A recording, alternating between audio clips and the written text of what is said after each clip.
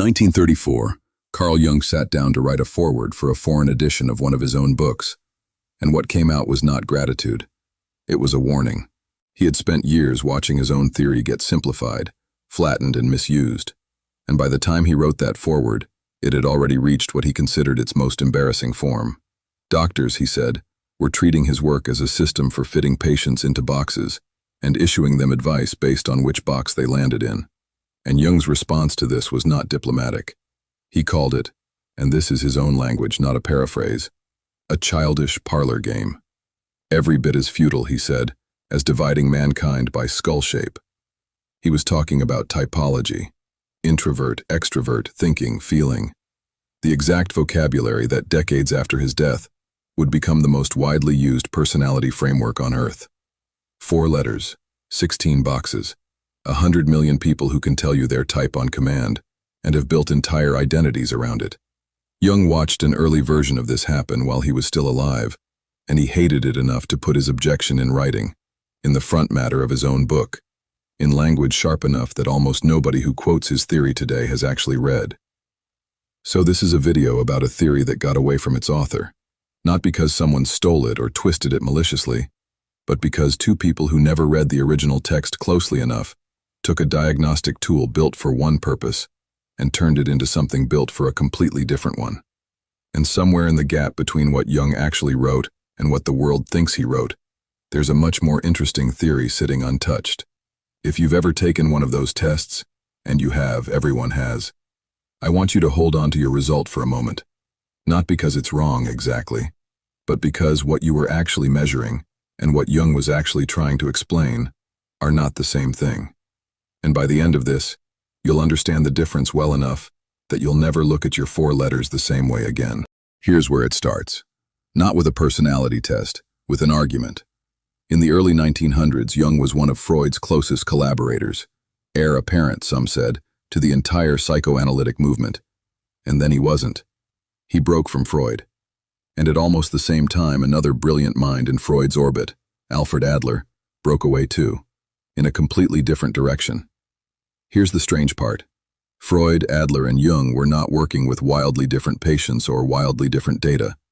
They were looking at comparable clinical material, human suffering, human motivation, the architecture of the unconscious. And they built 3 incompatible theories out of it. Freud saw sexuality and repression underneath everything. Adler saw power and the compensation for inferiority underneath everything. And Jung, watching both of them insist they'd found the universal key, arrived at a genuinely unsettling question. What if none of them had discovered the truth about the human psyche? What if each of them had simply discovered the truth about their own mind, and then mistaken it for everyone's? That question is the actual seed of everything that became psychological types. Jung wasn't building a personality quiz. He was trying to explain why 3 equally intelligent, equally rigorous thinkers could look at the same reality and see 3 different worlds. And his answer was that the disagreement wasn't really about the data at all. It was about the instrument doing the looking. The mind itself has a shape, a habitual orientation, and that shape determines in advance what a person is even capable of noticing as significant. Freud's theory was, in a sense, a portrait of Freud's own mind, projected outward and mistaken for a law of nature. Same with Adler. Jung's insight was to step back and ask what kind of mind produces a Freud, what kind produces an Adler, and what happens to the parts of a mind that don't get used. That's the whole theory, underneath everything. Not, what type are you? But, your mind has a groove it runs in most easily, and that groove is both your greatest strength and the reason you are structurally blind to something. So what is the groove exactly? Jung breaks it into 2 separate questions, and this is the part almost every popular explanation compresses into mush, so let's actually slow down. The first question is about direction. Where does your energy naturally flow? Outward toward the world of people and objects and events, or inward, toward the internal world of reflection, image, and idea?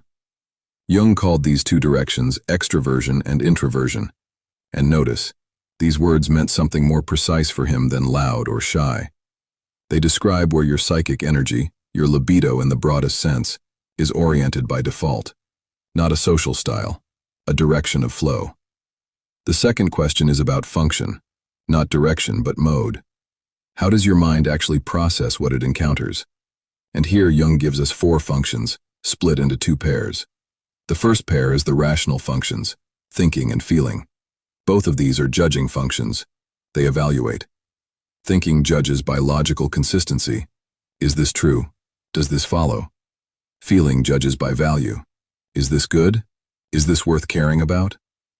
Notice that in Jung's system, feeling isn't emotion.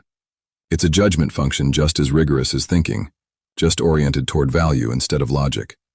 The second pair is the irrational functions, sensation and intuition. These don't judge anything. They perceive. Sensation registers what is actually concretely present, the raw data of the senses. Intuition registers possibility, pattern, and implication, what something could become, or what's beneath the surface, without needing hard evidence yet. Now cross those 2 directions with those 4 functions, and you get 8 distinct function attitudes. Extroverted thinking, introverted thinking, extroverted feeling, introverted feeling, extroverted sensation, introverted sensation, extroverted intuition, introverted intuition. 8, not 16. And this is already your first sign that something got added later that wasn't originally there. Hold that thought. We're coming back to it. Here's the mechanism that actually matters, the part with real psychological weight. Jung proposed that over the course of development, one of these 8 function attitudes becomes dominant. It's the one your conscious mind reaches for first, automatically, the way a right-handed person reaches for a pen. And because psychic energy is not infinite, the dominant function develops at the direct expense of its structural opposite. If your dominant function is extroverted thinking, logical, decisive, oriented toward organizing the external world, then your opposite, introverted feeling, doesn't get to develop alongside it. It gets pushed down, underused, left in the dark. And this is where typology stops being a personality description and becomes something much closer to what we've already talked about on this channel with the shadow. Because that underdeveloped opposite function doesn't just sit there quietly being a little weak. It goes unconscious. It becomes primitive, emotionally loaded, and, this is the important part, it starts acting like an autonomous complex. It erupts, usually under stress, usually inappropriately, usually in a form that embarrasses you, precisely because it never got the chance to mature the way your dominant function did. Which means your worst function isn't a neutral skill gap, like being bad at math. It's the exact location where your unconscious has the most leverage over you. The rigidly logical person who explodes in a wildly disproportionate emotional outburst once a year isn't being inconsistent. They're watching their most neglected function break containment. This reframes the entire theory. Typology in Jung's original architecture was never really about describing your strengths. It was a map of where your blind spot lives and why it behaves the way it does when it finally gets its turn. Now, the 8 function attitudes, the dominant inferior mechanism, the whole architecture we just walked through. That's Jung's book. That's what he actually wrote in 1921. So how did we end up with 16 boxes, a 4th axis nobody's mentioned yet, and a forced choice questionnaire you can take on your phone in 10 minutes? This is where the story shifts from theory to biography, and it's a genuinely strange one. In the years after Jung's book was translated into English, a woman named Catherine Cook Briggs became fascinated by it. Briggs had no training in psychology, no clinical background, no statistics. She was a homemaker who had already, on her own, before ever encountering Jung, started building an informal typology of her own. She'd noticed a stark personality contrast between her own family and the man her daughter Isabel was about to marry, and she'd started quietly cataloging personality differences the way an amateur naturalist catalogs birds. When Jung's book reached her in English, she didn't discover typology from him so much as recognize her own instinct reflected back at her in a more developed vocabulary. And it was her daughter, Isabel Briggs Myers, a mystery novelist, also without formal psychological or statistical training, who took the next step. During the Second World War, driven partly by a desire to help match war industry workers to roles that suited them, Myers converted Jung's clinical framework into something it had never been: a self-report questionnaire. Forced choice, answer A or B, get a label at the end, And here's the detail that tends to get lost entirely. Myers didn't just simplify Jung's 8 function attitudes into a friendlier format. She added something that isn't in Jung's original text at all, a 4th axis, judging versus perceiving, designed to determine which of your 2 middle functions governs your outward behavior. Jung gestured at something like this, but he never made it an explicit separate category the way Myers did. That 4th letter, the one that turns 8 Jungian categories into 16 MBTI types, is a Briggs-Myers invention, not a Jung concept. So what actually made the trip from Zurich to your phone screen isn't Jung's theory. It's Jung's vocabulary, restructured by 2 brilliant, well-intentioned amateurs, reshaped into an instrument built to do the one thing Jung explicitly warned against: sticking a label on a person at first sight.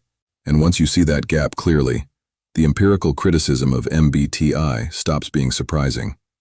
Because MBTI was never actually validated the way Jung's clinical framework was meant to be tested against an individual over years. It was validated the way a workplace tool gets validated, by feeling useful. The most cited critical review, from a researcher named David Pittenger in 1993, found something genuinely damning for an instrument used in hiring decisions.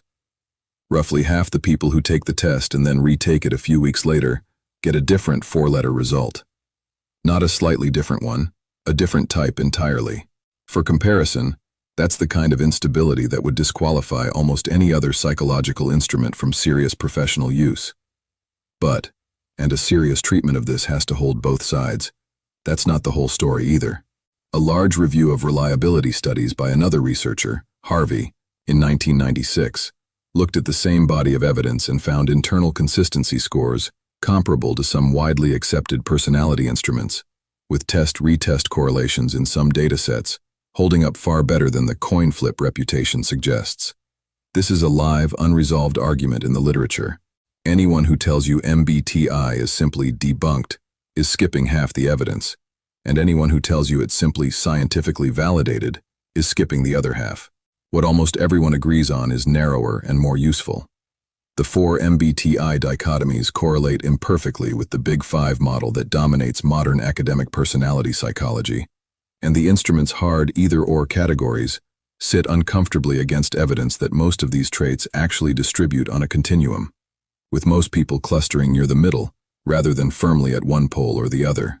MBTI forces a coin flip decision onto a trait that, for a lot of people, isn't naturally a coin flip at all. So where does that leave you? Holding your 4 letters, having just heard all of this? Not nowhere. Because the instrument being shaky doesn't mean the underlying observation is worthless. It means the observation was never supposed to be delivered as a fixed label in the first place. Go back to what Jung actually built this for. Not a description of who you are. A diagnostic apparatus for understanding where your habitual orientation is, and, more importantly, where it isn't. Your dominant function is not a cage. It's simply the groove your mind runs in most easily right now, at this stage of your development.